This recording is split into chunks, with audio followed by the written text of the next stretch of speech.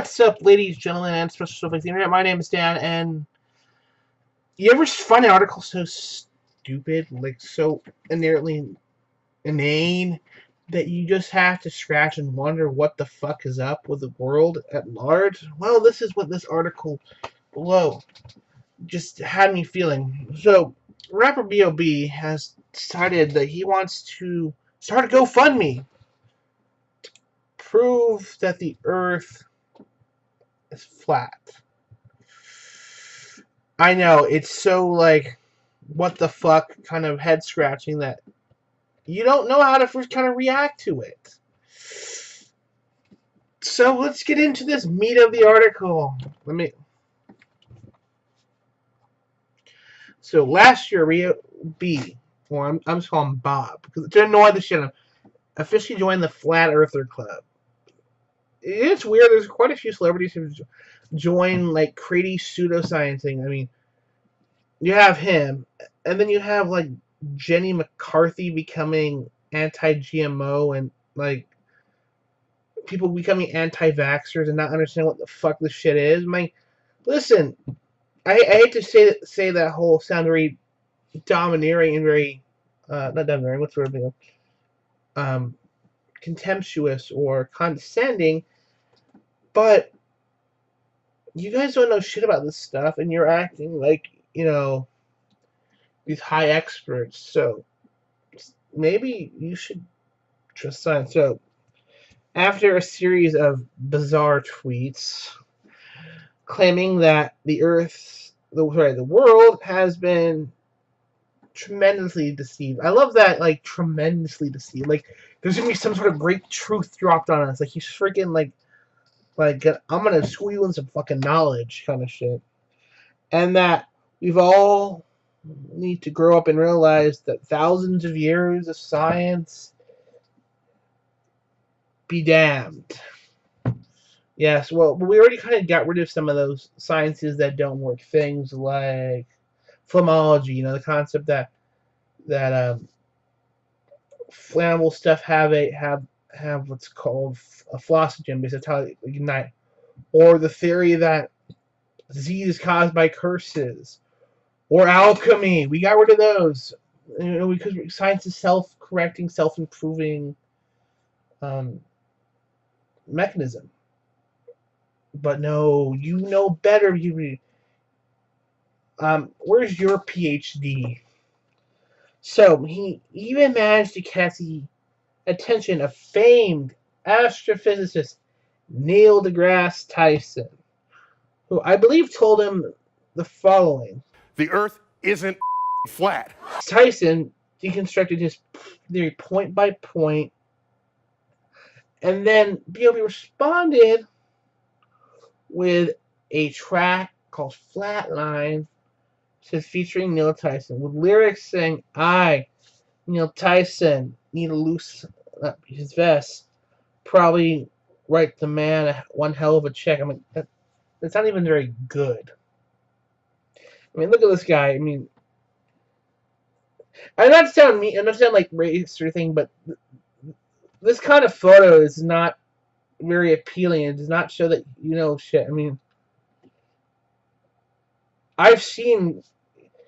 He doesn't look like a scientist, and I know that I know not all scientists walk around in lab coats or wear suits or whatever, but this guy does not look like even a field geologist. Looks like he's getting ready for his workout. Not content to leave things there. That's the fun part. The rapper now started a GoFundMe to buy satellites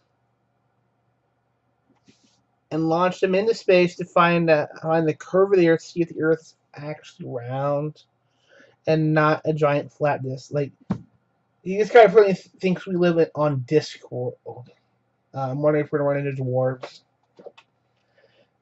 Anyway, the Earth's curve is a major point of contention with flat earthers. Well, evolution's a major contention among creationists. Doesn't mean that either of these people are right. In fact, you know what? If this guy turned out to be a creationist, I would not be surprised. Because, that seems to be the thing lately. Wonder if he also believes in things like the firmament and that there's like water underneath the earth that will come forth from flood, and Earth is only 6,000 years old. I gotta wonder if that's his thing. Now, since the flat earthers believe that the curve should be visible to the human eye, a point that he tried to demonstrate by taking a photo of two cities that are 16 miles away.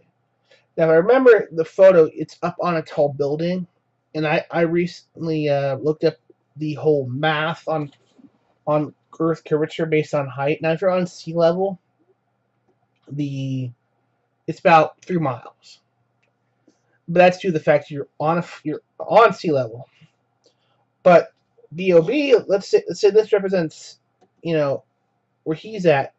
He was at, I think, like on the 30th floor of some building, which would equal about 300 feet. Now, the math I saw was that based on if you're standing 100 feet on a hill, 100 feet above sea level, the distance is equal to about was it is about 12 something miles. So that high will be.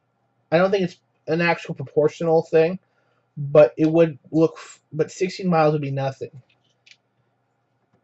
The funny thing is the Greeks figured this out like millennia ago. The Athenians would notice that ships when they go over the horizon, instead of just fading away, they would the hole would dip, then the sail would dip down. So like, well, fuck, and they wouldn't. They said, let's do some math and figure this shit out. And they're like, oh well, based on this and based on this curvature. In fact, they figured out that's how they figured out the way constellations and the way the sun should be based on longitude, I believe.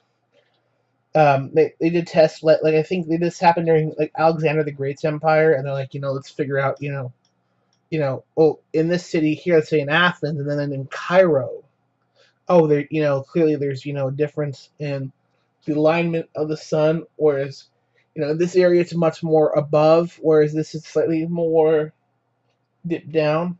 Hence why, like, if you get one of those like those pocket, I don't know what are they called. I forget what they're called. Basically, they allow you to for where constellations should be based on time and month. They say like this is good. This is best accurate at like longitude 30. So latitude. I can never remember those. Pretty sure latitude goes this way. Anyway, they basically figured that out like a long time ago. So it's no. I mean, this has been known for 1,000 years, and hell, even Columbus technically knew it. The only reason why the only big contention between him and the Spanish court were the distance between China and Spain circumnavigate. Let's say going from Spain west. Now, the Spanish had properly calculated this, and then figured, yeah, they actually came pretty close to the actual size of the Earth. They didn't realize there were two continents in the way that would cause, Columbus to stop. Oh, holy shit! Look at these nice islands I found, and then have people like Cortez come through and like sack the place for its gold, and bring back corn. Corn's pretty good.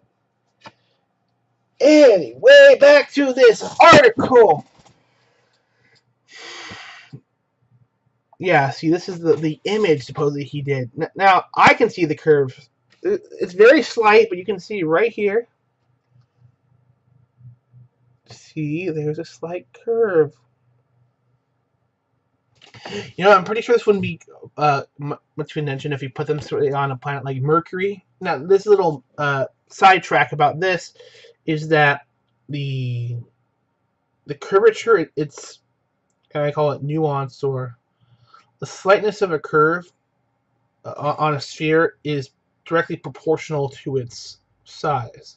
So if you have a really big object, it looks so flat. I mean, technically it means if you're on the upper atmosphere of not Mercury, Jupiter, it would look like one big flat surface because, it's that big. The curve is so slight.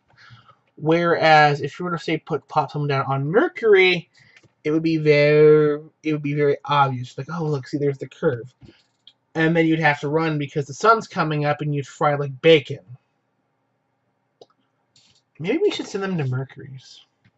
B.o.B so far has raised just under $700 of the $200,000 needed to send satellites, where satellites has definitely gone before, see nothing new, and witness what everyone else already knows. Here's my thing.